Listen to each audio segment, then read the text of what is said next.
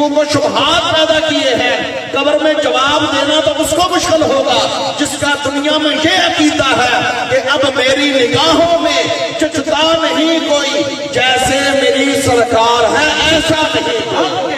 سبحان اللہ۔ یہ عقیدہ صحابہ کا، یہ عقیدہ اہل بیت نبی کا، یہ عقیدہ ازواج النبی کا، یہ عقیدہ تابعین کا، یہ عقیدہ تبع تابعین کا، یہی عقیدہ مفسرین کا، یہی عقیدہ محدثین کا، یہی عقیدہ متکلمین کا، یہی عقیدہ غوث جلی کا، یہی عقیدہ ہند الولی کا، یہی عقیدہ مہر علی کا، یہی عقیدہ حضرت امام احمد رضا خان فاضل بریلوی کا، یہی عقیدہ حضرت مولانا محمد سردار صاحب کا کہ اب میری نگاہوں میں جھکا نہیں کوئی، جیسے میری سرکار ہے ایسا نہیں کوئی، جیسے میری سرکار ہے ایسا نہیں کوئی۔ پیر میرے شاہ صاحب نے فرمایا کوئی مثل نے ڈھولن دی کر مہر علی اتھے جا نہیں بولن دی۔ پیر صاحب نے فرمایا کوئی مغزی چولے دی، کوئی مغزی چولے دی، اے میں کملی دنیا ریس کریں دی ڈھولے دی۔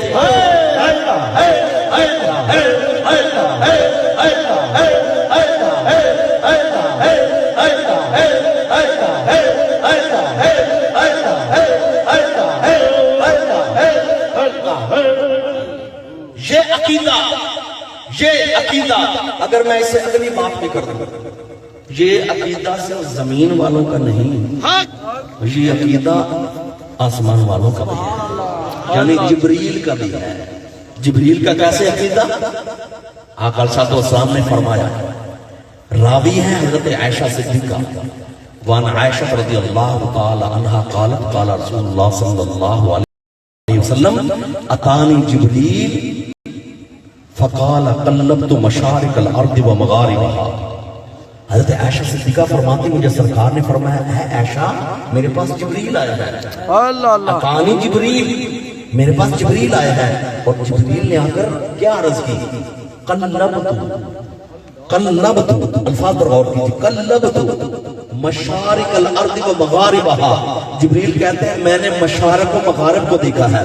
یہاں پر سمجھئے کہ ہم کہتے ہیں سمتیں چار ہیں، مشرق مغرب شمال، ہم ایسے کہتے ہیں نا، لیکن قرآن میں اور حدیث میں مشارق مغارب، مشرقین مغربین کا ذکر ہے۔ کیوں؟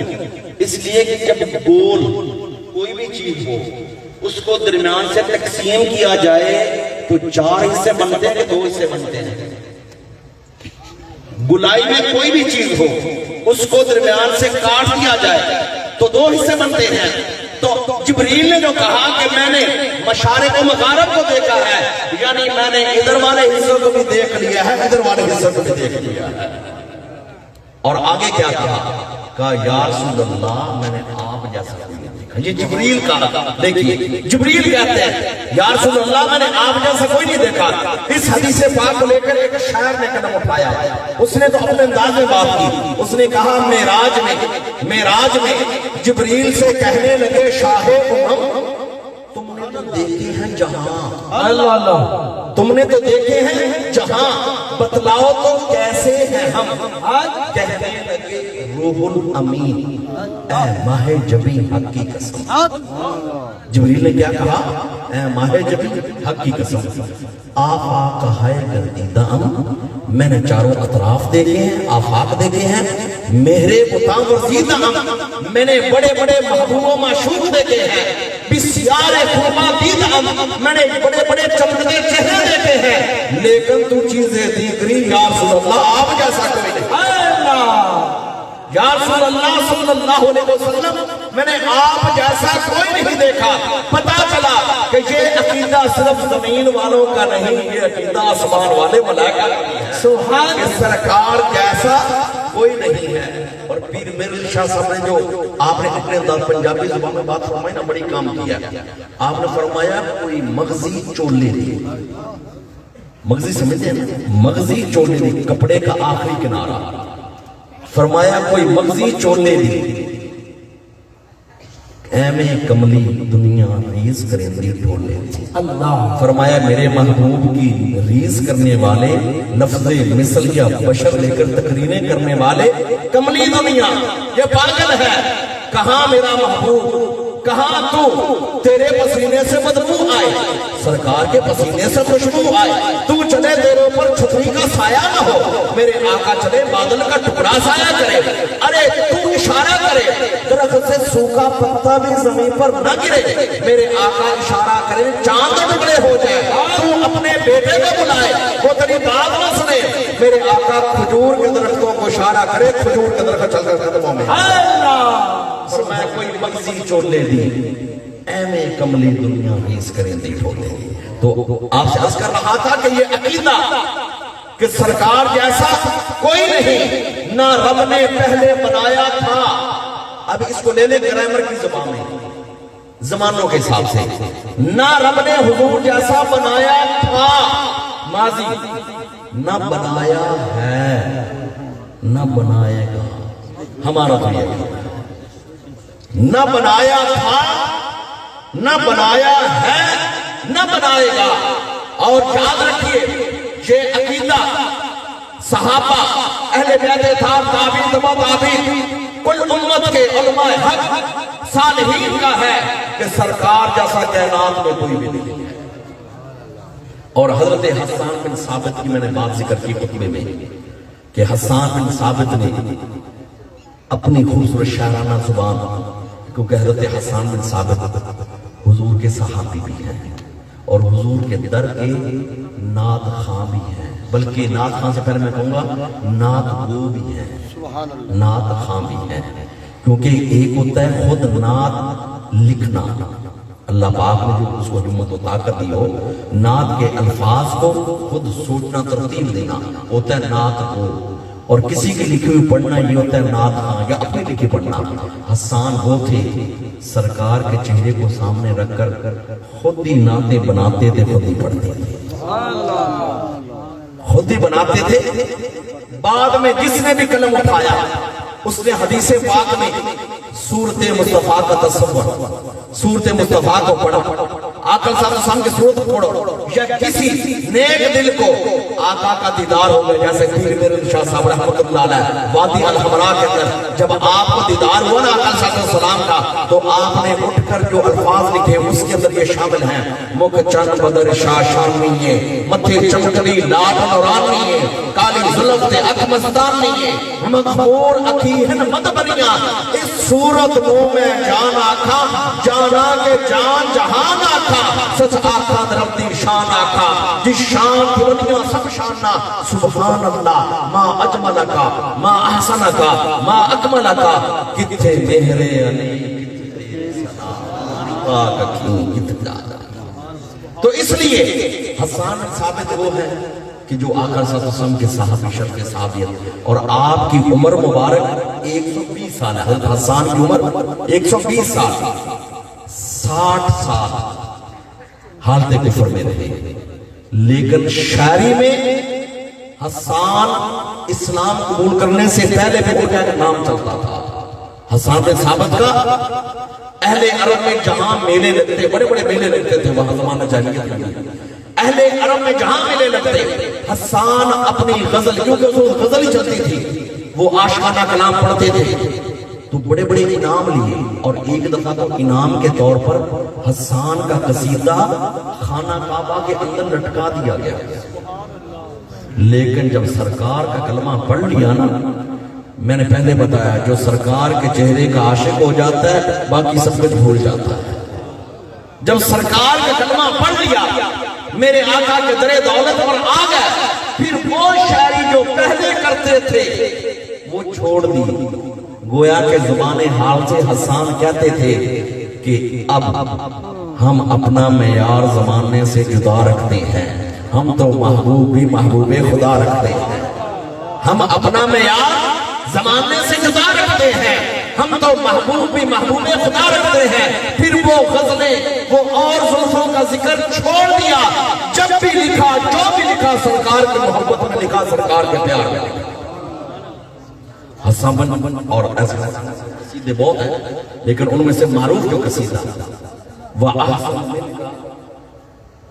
وَأَحْسَنُ مِنْكَ لَمْ تَرَقَتُ عَيْنِي وَأَجْمَلُ مِنْكَ لَمْ تَلِدِ النِّسَاء خُلِقْتَ مُبَرَّأً مِنْ كُلِّ عَيْبٍ كَأَنَّكَ قَدْ خُلِقْتَ كَمَا تَشَاءُ. حسان کہتے ہیں وَأَحْسَنُ مِنْكَ یا رسول اللہ صلی اللہ علیہ وسلم آپ سے حسین تر. لفظ احسن، لفظ اجمل، لفظ اکمل، عربی زبان میں اس سے آگے کوئی لفظ بن نہیں سکتا. یہ اخیر ہے، یعنی انگریزی زبان میں کہہ رہے ہیں سپرلیٹو ڈگری. گڈ اچھا، بیٹر بہت اچھا، بیسٹ بہت ہی اچھا. سپرلیٹو ڈگری بیسٹ کے بعد پھر کوئی لفظ نہیں آتا. عربی زبان میں حسن کے لیے احسن سے آگے کوئی لفظ نہیں آتا. حسان کہتے ہیں وَأَحْسَنُ مِنْكَ لَمْ تَرَقَتُ عَيْنِي. میری ان دو آنکھوں نے، بات اپنے سے شروع کرتے ہیں، پہلے اپنی بات کرتے ہیں. کہتے ہیں میری ان دو آنکھوں نے اے اللہ کے حبیب آپ جیسا حسین ترین دیکھا ہی نہیں ہے. اور لفظ ہے قد قاف اور تو کبھی بھی نہیں دیکھا. لیکن کوئی آنے والا کہہ سکتا تھا کہ یار حسان نے نہیں دیکھا، کسی اور نے دیکھا ہو. حسان نے کون سی پوری دنیا پھری ہے، لیکن کمال ہے حضرت حسان کے عشق و محبت کا کہ اگلا مصرع بول کر اس فکر اور سوچ کے تابوت پر آپ نے کیل لگا دیا. فرمایا میری تو آنکھوں نے دیکھا نہیں ہے، لیکن وَأَجْمَلُ مِنْكَ لَمْ تَلِدِ النِّسَاء. یا رسول اللہ آپ جیسا جمال والا کسی ماں نے جنا بھی نہیں ہے. آپ جیسا جمال والا کسی ماں نے جنا بھی نہیں ہے. میری آنکھوں نے دیکھا نہیں ہے، کسی ماں نے جنا نہیں ہے. تیسرا مصرع خُلِقْتَ مُبَرَّأً مِنْ كُلِّ عَيْبٍ. اللہ پاک نے آپ کو ہر عیب سے پاک پیدا کیا. یہاں پر ایک مسئلہ بھی سمجھ لیں. آپ نے الفاظ بولے سبحان اللہ، ایک تو پھر کہیں سبحان اللہ. سبحان اللہ کا ترجمہ یہ ہے اللہ ہر عیب سے پاک. حسان کہتے ہیں خلقت مبرأ من کل عیب، حضور کو ہر عیب سے پاک پیدا کیا گیا. اب یہاں پر کم علم کم سوچ والا یا جس کا ہر وقت نقطہ نظر ہی ہو کہ نعوذ باللہ کوئی نہ کوئی عیب ہی ڈھونڈنا ہے، وہ کہے گا شرک ہو گیا. اللہ بھی بے عیب، حضور بھی بے عیب. ہم کہتے ہیں ہاں خدا بھی بے عیب ہے، مصطفیٰ بھی بے عیب ہے، لیکن فرق یہ ہے کہ خدا خود بے عیب ہے، مصطفیٰ کو اس نے بے عیب بنایا ہے. جہاں بننے بنانے کا فرق آ جائے وہاں شرک نہیں ہوا کرتا. وہ خدا ہے، یہ مصطفیٰ ہے، وہ معبود ہے، پیارے آقا عابد ہے. وہ خالق ہے، پیارے آقا مخلوق ہے. وہ خدا ہے، یہ ان کے حبیب ہیں. وہ خود بے عیب ہے اور پیارے مصطفیٰ کو بے عیب بنایا گیا ہے. اور اس کو ایک اور مثال سے سنیے. اللہ پاک کے اسماء مبارکہ، اللہ پاک کے نام مبارکوں میں آپ دیکھیں گے نام آتا ہے رؤوف رحیم، آتا ہے اللہ پاک کے نام. اور اللہ پاک کے اس آیات میں آتا ہے ان اللہ غفور الرحیم. اللہ پاک غفور بھی ہے، رحیم بھی ہے. رحیم اللہ پاک کا نام. اسی طرح رؤوف بالعباد بھی قرآن پاک میں آیا کہ اللہ اپنے بندوں پر رؤوف ہے، مہربان ہے. پتا چلا قرآن کہتا ہے رؤوف بھی رب ہے، رحیم بھی رب ہے. لیکن مجھے تو قرآن میں وہ آیت مل گئی جہاں پر قرآن میں حضور کو کہا گیا حریص علیکم ما عنتم بالمؤمنین رؤوف الرحیم. پیارا نبی مومنوں پر رؤوف بھی ہے، رحیم بھی ہے. رؤوف بھی ہے، رحیم بھی ہے. اب اسی قرآن میں خدا نے اپنے آپ کو بھی کہا میں رؤوف الرحیم ہوں. اسی قرآن میں حضور کو کہا میرا نبی رؤوف الرحیم ہے. پتا چلا ایک طرح کے نام ہونے سے شرک نہیں ہو جاتا. خدا خود رؤوف الرحیم ہے، حضور کو رؤوف الرحیم بنایا گیا ہے. خدا خود رؤوف الرحیم ہے، حضور کو اس نے بنایا ہے، اس نے حضور کو رؤوف بھی بنایا ہے، رحیم بھی بنایا ہے۔ تو اس لیے خدا خود بے عیب ہے، پیارے مصطفیٰ کو بے عیب بنایا گیا ہے۔ حسان کیا کہتے ہیں؟ خلقت مبرئا من کل عیب، اللہ پاک نے آپ کو ہر عیب سے پاک پیدا کیا۔ چوتھا مصرع کأنک قد خلقت کما تشاء، حسان کہتے ہیں گویا کہ اللہ کہتے ہیں گویا کہ مجھے تو ایسے لگتا ہے آپ اپنی مرضی کے مطابق، یہاں پر تو عشق کمال کر دی، اور ہماری پنجابی والوں میں ظہوری وصولی میں کمال کر دی۔ انہوں نے فرمایا جویں سونا اپنی مرضی مطابق سی بنیا، جویں سونا اپنی مرضی مطابق سی بنیا، حسینہ جمیلہ دا منہ موڑ دیتا، سونا محمد بنا کے قلم توڑ دیتا۔ حسینہ جمیلہ دا منہ موڑ دیتا، سونا محمد بنا کے قلم توڑ دیتا۔ تو اس لیے آقا صلی اللہ علیہ وسلم کے حسن کے بارے میں بات کی کہ آقا صلی اللہ علیہ وسلم کا حسن و جمال وہ ہے کہ جہاں پر صحابہ کرام فرماتے ہیں کہ اندھیری رات، ایک ایسا آپ میں نے حدیث پاک پڑھی 14ویں رات کی، ایک اندھیری رات، چاند کی ابتدائی جو آغاز ہوتا ہے اس وقت راتیں اندھیری ہوتی ہیں، جب چاند آخری طریقوں میں ہوتا ہے 28 29 چاند بالکل غائب ہوتا ہے، اندھیری راتیں ہوتی ہیں۔ صحابی کہتے ہیں اندھیری رات تھی، اندھیری رات کچھ بھی نظر نہیں آ رہا تھا، لیکن سرکار کے چہرے کی صفت کأن الشمس، امتیاز صاحب، کأن الشمس تجری فی وجہہ، کأن الشمس تجری فی وجہہ، صحابی رسول کہتے ہیں کہ اندھیری رات تھی لیکن سرکار کا چہرہ مبارک ایسے چمک رہا تھا جیسے سورج چہرے کے اندر سے گزر کر جا رہا تھا۔ آپ کو پتا ہے کہ سورج یا لائٹ چمکتی ہو تو آگے کپڑا بھی کرنے، لیکن شعائیں بتاتی ادھر کو چمک رہا تھا۔ صحابی کہتے ہیں رات اندھیری تھی، کچھ نظر نہیں آ رہا تھا، لیکن سرکار علیہ السلام کا چہرہ مبارک اتنا روشن و تابہ منور تھا کأن الشمس تجری فی وجہی، محسوس ہوتا تھا کہ اندر سے سورج گزر کر جا رہا ہے، سورج اندر سے گزر کر جا رہا ہے۔ تو اب دیکھیے یہ آقا علیہ السلام کے حسن کا مقام ہے۔ تو اب مختصر حضور کے علم اور حضور علیہ السلام کی سخاوت کا ذکر کر کے آخر میں اصلاحی بات، آقا علیہ السلام کا جو علم ہے نا،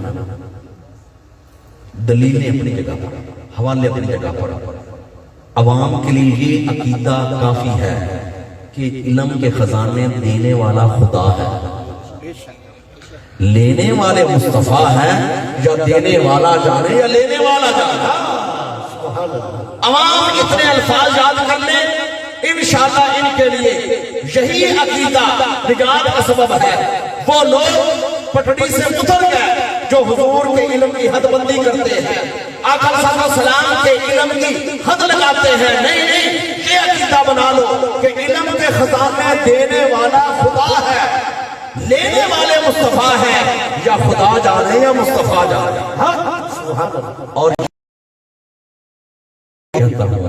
جہاں جبریل کی حد ختم ہو گئی تھی، معراج کی رات جبریل کی حد تو پیچھے ختم ہو گئی، اور آگے تو میرے آقا صلی اللہ علیہ وسلم کی ذات پاک عرش مولا قرب الہی، تو وہاں پر جو علم کے خزانے دیے، وہاں نہ مقرب فرشتہ نہ جبریل، وہاں تو یہی تھا نا، ثم دنا فتدلا، سونیا ہور نیڑے ہو جا، سونیا ہور قریب ہو جا، ثم دنا فتدلا فکان قاب قوسین او ادنا، پھر وہاں فاوحا الی عبدہ ما اوحا، وہاں پر جو ہوا وہاں پر بھی دینے والا خدا تھا، لینے والے مصطفیٰ، یا خدا جانے یا مصطفیٰ جانے۔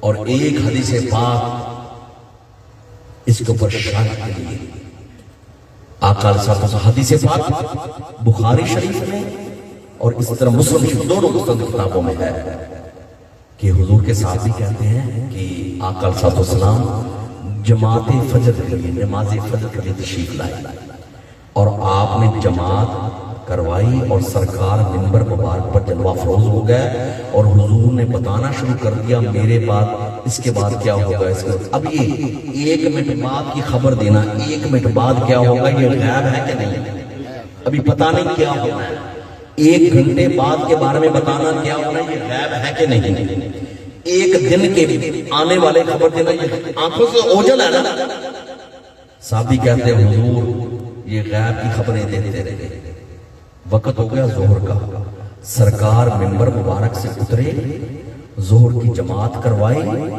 منبر مبارک پر جلوہ افروز ہو گئے پھر بتانا شروع کر دیا جہاں بات اختتام ہوئی تھی وہاں سے آگے یہ کام بھی ہوگا یہ واقعہ بھی ہوگا صحابی کہتے ہیں حتیٰ کہ عصر کا وقت ہو گیا سرکار نماز عصر کے لیے منبر مبارک سے اترے جماعت کروائی پھر منبر پر تشریف لے گئے صحابی کے الفاظ سنیے صحابی کہتے ہیں حتیٰ غربت الشمس یہاں تک کہ سورج ڈوب گیا کہاں فجر کہاں غروب آفتاب سورج ڈوب گیا صحابی کہتے ہیں یعلمنا ما ہوا قائم الى یوم القیامہ جو کچھ قیامت تک ہونا تھا حضور نے سارا میں علم تھا ارے یہ ان کے 1 دن کے علم کا یہ مقام ہے کہ فجر سے لے کر اگر منبر پر جلوہ افروز ہوں تو غروب آفتاب تک قیامت کی خبریں دے دیں تو ان کی عمر مبارک تو ظاہری دنیا میں 63 سال ہے تو ایک دن کے علم کے مقام کا کیا حال ہوگا صحابی نے اپنا اعتراض بھی دور کر دیا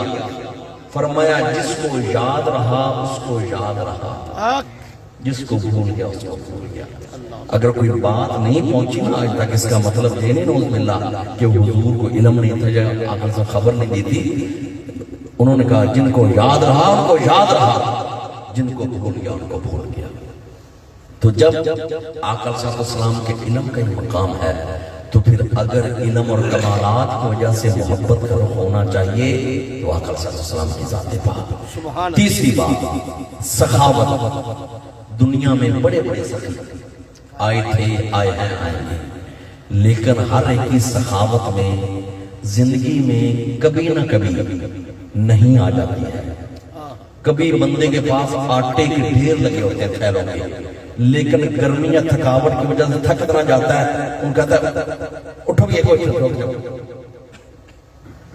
واحد کائنات میں میرے آقا صلی اللہ علیہ وسلم کی ذات پاک ہے کہ جن کی زبان مبارک پر نہیں کا لفظ کبھی نہیں آیا لا کبھی نہیں آیا جب بھی مانگنے والے نے مانگا میرے آقا نے اسی وقت عطا فرمایا یا تھوڑی دیر بٹھا کر عطا فرما دیا میرے آقا صلی اللہ علیہ وسلم نے ہر مانگنے والے کو عطا فرمایا وہ عطا کیوں نہ فرماتے اس لیے کہ رب نے ان کو قاسم بنایا تھا اور میرے آقا صلی اللہ علیہ وسلم نے فرمایا انما انا قاسم واللہ یؤتی میرا رب مجھے دیتا جاتا ہے میں تقسیم کرتا جاتا ہوں اور رب تعالیٰ نے دیا کتنا وَلَا سَوْفَ يُعْتِيكَ رَبُّكَ فَتَرْضَىٰ دیا اتنا کہ محبوب تو راضی ہو جائے تو جن کی سخاوت کا یہ مقام ہو کہ لا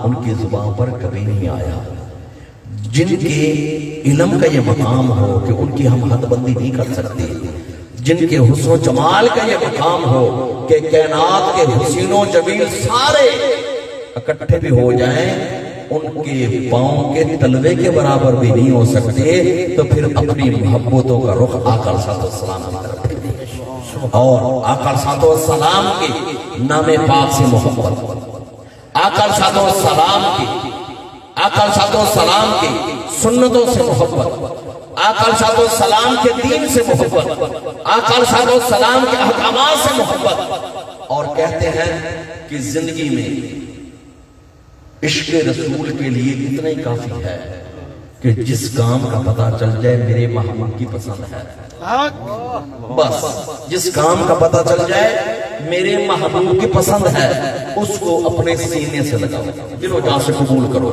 بے شک رشتہ داریوں میں مشکلات کیوں نہ ہو لیکن دل و جان سے قبول کرو لیکن جس کام کے بارے میں پتہ چل جائے حضور کی ناپسند ہے اس کو چھوڑتے جاؤ.